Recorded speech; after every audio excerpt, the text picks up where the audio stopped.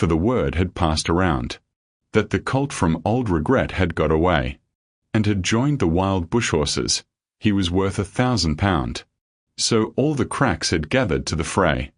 All the tried and noted riders from the stations near and far had mustered at the homestead overnight. For the bushmen love hard riding where the wild bush horses are, and the stock horse snuffs the battle with delight. There was Harrison, who made his pile when Pardon won the cup, the old man with his hair as white as snow, but few could ride beside him when his blood was fairly up.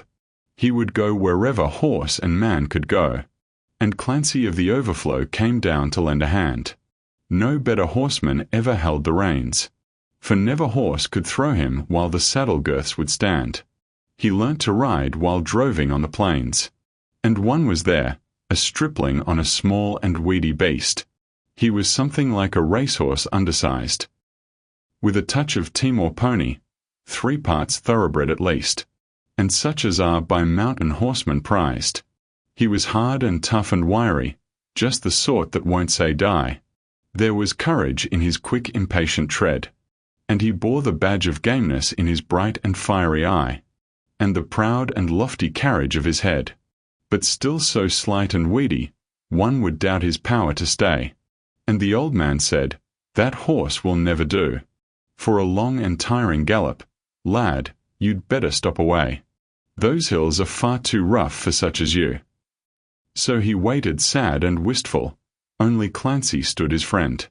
"I think we ought to let him come," he said. "I warrant he'll be with us when he's wanted at the end. For both his horse and he are mountain bred. He hails from Snowy River, up by Kosciuszko's side, where the hills are twice as steep and twice as rough, where a horse's hoofs strike firelight from the flint stones every stride.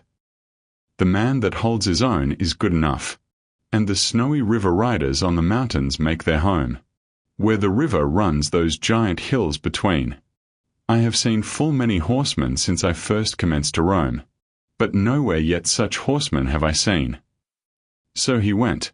They found the horses by the big mimosa clump. They raced away towards the mountain's brow, and the old man gave his orders. "Boys, go at them from the jump. No use to try for fancy riding now. And, Clancy, you must wheel them, try and wheel them to the right. Ride boldly, lad, and never fear the spills. For never yet was rider that could keep the mob in sight, if once they gained the shelter of those hills." So Clancy rode to wheel them. He was racing on the wing, where the best and boldest riders take their place, and he raced his stock horse past them, and he made the rangers ring with the stockwhip as he met them face to face. Then they halted for a moment, while he swung the dreaded lash.